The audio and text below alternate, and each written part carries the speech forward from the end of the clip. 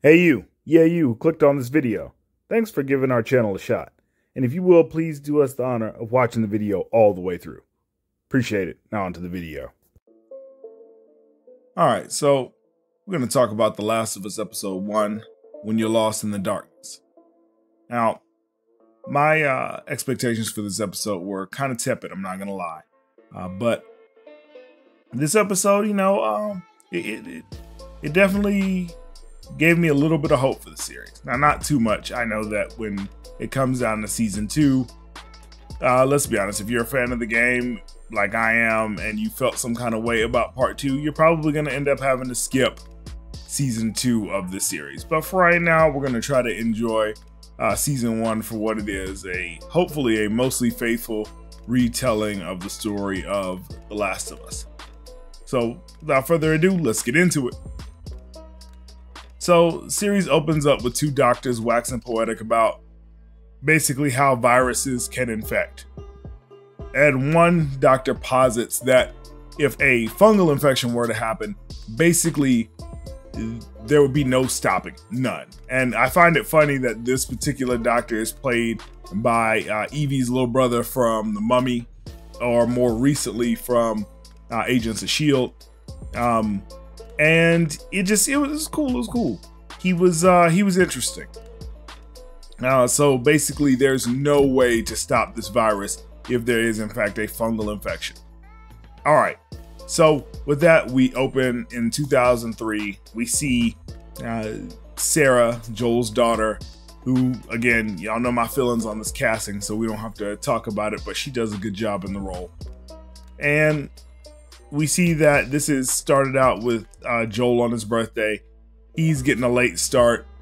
Now, one thing I have to say about this is the Texas accents between him and Tommy were not great, but given the casting and their accents normally, we can see why this is the case. Sometimes it's a little too thick in this scene in particular, and sometimes, it'll go in and out. So, no big deal. So then we see that Tommy shows up arguing with Joel about a job that they have. Sarah's really on Joel about it being his birthday and whatnot. The radio says something about Jakarta. And of course, because this is current year, the child is always correcting the adults. And, so we see that, I guess, Sarah, pays attention in school or whatever. And so, and Joel and Tommy obviously don't. So we see her correcting them as far as the location and whether or not Jakarta's country, whatever. So we go from that to a bunch of Easter eggs in the drawer that Sarah opens up, including the knife and the watch and whatnot. She takes some money, we're presuming, to go and get Joel a present. Just like kids do. Most kids in that age range, they're going to get you a gift with your money. Hey, it is what it is. I'm a dad. I know what it is. Now, then we got the elderly neighbors talking to Joel and Sarah. They're obviously taking care of their elderly parent, and they'd like it if Sarah came over and spent some time. She's not really trying to do that. Joel volunteers her. It's cute. It's funny. But we know that these elderly people are really only being introduced kind of just to be cannon fodder. We know that they're going to be infected at some point. It's inevitable. So then we see the bumper sticker on the truck, meaning that Joel and Tommy are both combat veterans, which is not very, it's not surprising, not even in the least. Then we have Sarah at school. And by the way, there's a lot of Sarah scenes, and I get it, especially because this is fleshing out a lot of the subject matter that we didn't really get to see in the game. But a lot of the Sarah scenes kind of go on for a little longer than I'd like. So your mileage may vary on this. So we see her going to school, getting out of school, jumping on the bus, the city bus, I guess, to go into town where she can get her father's watch fixed. As she's fixing the watch repairman's like, I got this, no problem, lickety split. But then you start hearing sirens. The wife comes out. She's like, nah, we closed. Yeah, I'm sorry, little girl, we can't help you. And, what ends up happening is that the watch guy's like, hey, I'm already done. It's cool. You could be on your way. They start speaking back and forth either in like Farsi or Arabic. And we know that based on this, things are about to go down. So she hurries back home. As she gets home, of course, she had made the promise to the elderly couple next door. And so with that being said, she's going to go visit with them. So as she's going to visit with them, we see that, you know, I don't even know how to explain this. It's like, you know, the old woman is basically, you know, really nice to her. And she's, Sarah wants to know, has anything happened on the news? And she deflects the question by talking about all anybody else needs is Jesus. I don't, you know, whatever. I don't get it, but you know, okay. I guess it's like to make fun of Southern people in this scene. I don't really know, but anyway. So she's hanging out with the really elderly lady. She sees a DVD of a movie that she knows her dad would like, asked to borrow it. Cool. And as this scene is going on, you see the elderly mother in the background showing like extreme signs of infection, and nobody seems to notice but the dog. And then the dog is ignored. Like, this dog is like, bruh, you don't see this. Like, you just gonna sit there and act like she ain't twitch. Oh, okay. You know what, whatever. So as Sarah's going home, the fighter jets start to scramble. Sarah waits for Joel to get home. He does, but he forgot the cake, so she's on his ass about it. But she gives him his present anyway, and it's really, you know, it really touches him that his daughter, you know, got him this gift. They sit down, they watch this old ninja movie together. He's like, hey, don't fall asleep. She falls asleep. And as the movie's ending, he gets a call from Tommy, who's been locked up. I guess he got into a fight in a bar from somebody that is infected. So he gets thrown in. He's like, yo, I need you to bail me out. He's like, all right, man. So he has to leave his daughter alone, which is weird because of everything that's been going on. But, you know, whatever. So Sarah wakes up. When she wakes up, she goes to look for Joel. Joel's nowhere to be found. Dog starts beating on the door. She opens the door, you know, looks around. Everything's kind of looking suspect outside. She walks outside, looks at the neighbor's house next door. Door's wide open. She goes in. All of a sudden, all she sees is a trail of blood. And lo and behold, Mr. Adler is in a pool of his own blood, unable to move. Mrs. Adler is getting her face chewed on and getting tendrils put into her neck so she can become infected by the elderly mom. Damn. All right. So elderly mom sees Sarah. She's like, oh man, new meal. Sarah runs out of that thing. Now, elderly mom can't really get around that great. I mean, she couldn't really walk to begin with. So just because she's infected don't mean she should be able to just move all willy-nilly. So Sarah walks out. Then all of a sudden, who pulls up but Joel and Tommy. So Joel and Tommy pull up. Elderly grandma comes out trying to get on to Sarah. Tommy shoots her in the head, or at least shoots her. She goes down but gets right back up. Then what does Joel do? Take that pipe wrench to her. Hit her with the pipe wrench. Everybody's like, oh man, you killed her. They jump back in the truck. But what's funny is, like, one of the other neighbors like, hey Joel, what's going on? He's like, get in the house, Denise. You know, you need to lock up. Now, what you gonna give her that whack ass advice for? You ain't even in the truck, bro. I mean, you ain't even in the house. You in the truck. You about to leave, but you want her to go in the house. So as they're departing, Mr. Adler's shuffling out. They hit him with the car. Just don't even pay him no mind, bro. They try to get out of there. Hit with traffic, roadblocks, the whole nine. They finally get to a point where they are in, like, I guess the downtown area. Planes are flying low overhead. They can't keep going forward. They try to go backward. Plane crashes, blows up, everything's gone. Truck gets flipped over. Sarah is literally immobilized in the back. Joel gets her out, but she cannot walk on her own power. Her ankle's messed up. Him and Tommy get separated. They say they're gonna meet at the river. All of a sudden, you see all of these infected kind of, I guess, infecting others. Now, here's where things kind of get weird for me, because The Last of Us has its own identity, and that's awesome. That's what drew us to this game, because it's not necessarily a zombie fiction. It's more of a post-apocalyptic survival scenario that just so happens to have infected in it. And what we get here is not only more zombie fiction, but we also get recycled zombie fiction. What am I talking about? Well, if you've ever seen the show The Strain from FX, you would know that, you know, protruding tendrils that infect other people is not new. It happened in that entire series. And the way that this show is paced, it almost feels like the first episode of The Walking Dead. So those are two issues, all right? But I digress, because I actually did have a good time with this first episode. So, you know, they're getting chased by a particular infected that noticed them. Joel's trying to get away. A soldier shoots the infected in the head, then's like, hey, y'all get on the ground. They get on the ground. He gets a radio call basically telling him to kill any survivors that he finds. He points the gun. Joel knows what's about to happen. He grabs up Sarah, turns to, you know, absorb the bullets with his body. They fall down the hill. The soldier chases after them. Tommy shoots him in the head, now only to find out that while Joel was only grazed, Sarah got a mortal wound. She goes into shock. And as a result of this, she dies in Joel's arms. It is very sad. It is probably one of the better performances in the episode. And it really made me feel the exact same feeling that I felt in the game when this happened, which I didn't think they would be able to do given that I knew what was going to happen. So kudos to Pedro Pascal. Even though I didn't like the casting of him in this role, he did his thing. Everybody in the scene did their thing. All right. So then we fast forward 20 some odd years. So now I guess we're in 2023.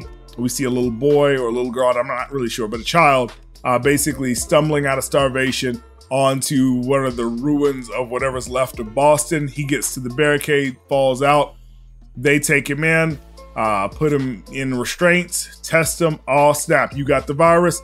And they basically hit him with a look at the flowers moment. Anybody that's seen The Walking Dead, y'all know what I'm talking about. So they hit him with that look at the flowers moment. And instead of doing what they would have done had this been the game, little man would have got shot in the head. But because this is HBO, they hit him with, you know, some sort of drug, and it kills him. I don't know what's up with that. I mean, I know that they have a drug shortage, so I don't know why they'd be wasting it on, you know, putting kids out their misery when bullets are probably far cheaper, but that's beside the point. Then we see Joel. He's basically on body detail. This lady that's with him, she sees the child in the back of the truck. She can't bring herself to burn the child's body, so Joel has to do it. He gets his credits for the day, asking for if there's more work. And we see the conditions that they're in. It's so bad at this point that essentially any minor infraction could equal you getting a public execution. And in terms of the people in the scene, they're getting executed for leaving without authorization. And while this is happening, a corrupt guard is basically signaling to Joel because Joel is a smuggler and a hustler, and apparently he's moving that weight. So he's like, yo, you short. I got these pills, but where that money at? He gives him some smokes, I guess, to compensate for what he's short. And they talk back and forth about what's coming and what's needed. Joel knows that he needs a battery to give to this dude so he can score more credits. All right. Cool beans. Then we go to the scene where Tess is basically with Robert. If you know the game, you know who Robert is. And Robert's basically trying to smooth things over with Tess because he messed up, or rather his people messed up. Number one, they stole from Tess. You don't do that. Number two, they beat Tess up. You definitely don't do that, because what you don't understand is that there's a Joel sandwich coming right behind that Tess appetizer when you do that. So they're trying to smooth it over. She's like, forget the whole thing. I'll tell Joel something else happened. You know, you stole from me, but we gonna let that slide. You know Tess ain't gonna let that slide, but they ain't got nothing to do with nothing. Then all of a sudden, there's an explosion. Wall goes down behind them. The Fireflies are fighting with the military. Fedra's going off. Fireflies have got a sniper on the roof. Tess just trying to get out of there. She gets caught up in the whole mess. She gets hauled off. All right. Then we see Ellie. She's, for whatever reason, in restraints. Fireflies are interrogating her, testing her, making sure that she's not infected. It's kind of weird, but all right. It gives us a lot more context as to how Ellie came into be with the Fireflies, which we never really get in the game. So this was pretty cool. Okay, so we get all of that. Then we get to the point where Joel goes into the radio man. to find out whether or not, you know, they've heard from Tommy. He ain't heard from Tommy in 2 weeks. Now, in the game, obviously Tommy and Joel are estranged, haven't talked in a while, but in the show, it seems like he gets regular communication from Tommy, or from where Tommy is. And even though they're not on speaking terms, I guess to make sure of his brother's well-being, you know, the check-in is appreciated. So he's worried about his brother. He breaks out his maps, trying to chart basically how far he's got to go, what resources he's going to need. All right. So he's taking some of his own supply. Joel, come on, baby. You know you don't get high on your own supply. Tess comes home. He's asleep. You know, she tries to cuddle all sweet with him. You know, it's a tender scene. So they wake up in the morning, get the coffee going. She's trying to explain the whole Robert thing. He sees her eye, and you know what Joel about ready to do. He about to put the paws on somebody. And then Marlene's like, look, calm down. I get it. You want to go crack some heads. Because don't nobody touch none of Joel's people. We know this. So she's like, calm down. We gonna get Robert. And Robert gonna give all what he owe and then some. And then you can put the boots to him. So Joel, obviously, he cool with that one. So then, you know, as they're searching for Robert, we flash forward to where Marlene is. And Marlene is basically briefing her people on the situation going on with the Fireflies and that they need to get Ellie out of there. One of her subordinates is really mouthy, so she has to, you know, take some extra private time with her, basically let her know, hey, this is the plan. This little girl is immune. We got to get her out of there. So it gives them some hope. Meanwhile, Marlene is also, you know, trying to just basically distract the Fedra people from where they're at, so that they won't be such a large presence when they try to get Ellie out of the city.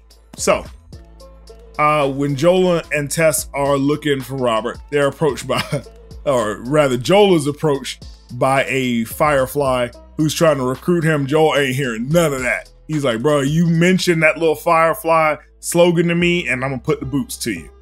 So he breaks out. And we see that Ellie is also trying to break out of her restraints. So she's trying to break out, and Marlene gives her her backpack back. Now, she also explains to her, hey, look, we know that you're orphan. I know your real name. You can cut the bull. And the reason that you were even in the Fedra school for basically being a soldier is because I put you there. And you messed all that up by sneaking off being a fool. But you know what? Now that you've done it, we know that you're useful to the cause. We know what you're really capable of. And, you know, we got to get you out of here.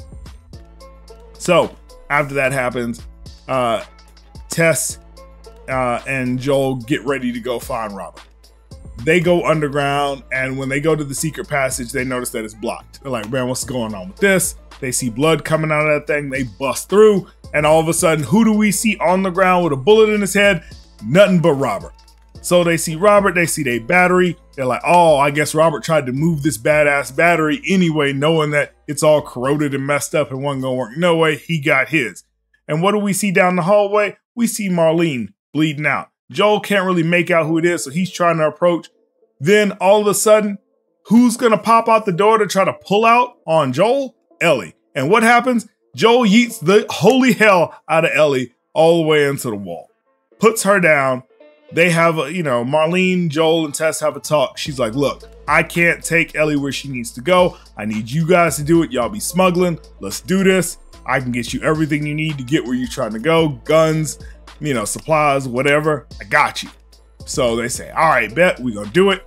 Ellie's not too keen on the idea. Joel's not too keen on smuggling a person, but it's an offer that neither one of them can refuse, so they go forward with that.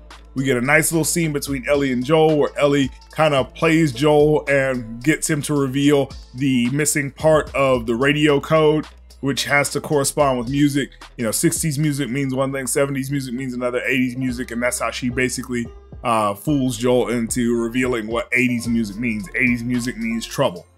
So we see all of this. This is really cool. They start their escape, and then lo and behold, they get caught by the same soldier that Joel was dealing with earlier. He wants to be a good Samaritan. He wants to go by the book. So now he's testing everybody. And Ellie knows she can't get tested because if she gets tested, the jig is up. She tries to stab him. It don't go as well as she thought. Then all of a sudden, he starts pointing guns at everybody. Joel gets super triggered, beats the shit out of homeboy, beats him to death with his bare hands. Everybody sees what Joel's capable of because Joel is a monster. And then, you know, they basically got to get out of there quick fast because, you know, they've just killed a federal soldier. And at the end of the episode, we get some 80s tunes going. And what does that mean? That means trouble for the next episode. Me personally, I enjoyed the episode. I enjoyed what it had to offer. It does have me at least somewhat hopeful and optimistic for the next episode going forward. Things I liked about it. I liked the performances, even though I thought that some of the casting choices were not the best. Weak parts. I'm still not convinced about Bella Ramsey as Ellie. Her look and just, you know, her way of delivering lines is okay, but her look is just so off for the character. But I think over time, I'll get over it. Tess was a surprise. She was definitely better than I expected. Performance by Anna Torv as Tess. I actually enjoyed her in here. So we'll see what happens going forward. But I'm more optimistic than I was. But the downside is that, again, every episode that we get through in season 1 is just one step closer to a lot of people, myself included, dropping the series because we know what's going to happen in season 2. If you know, you know. I'm not going to spoil it, but suffice it to say, I will not be watching season 2 in the official channels. If I watch it for review purposes, I will not be giving HBO a legitimate view just because I have significant problems with what Neil Druckmann did in the story of Last of Us Part 2. So let me know what you guys thought about this episode on the comment section below. Subscribe to the channel and, you know, just let us know if you thought this was good, if you thought it was mid, if you thought it was trash. And we'll see you on the next one. 8-Bit Heroes out. Peace. If you'd like to get a shout out on the channel, then hit that like button, maybe share it with a couple of friends, and do us the biggest honor of all, and subscribe to the channel so you can join the 8-Bit Heroes family. And while you're at it, hit that bell icon so you can be notified when our new videos come out.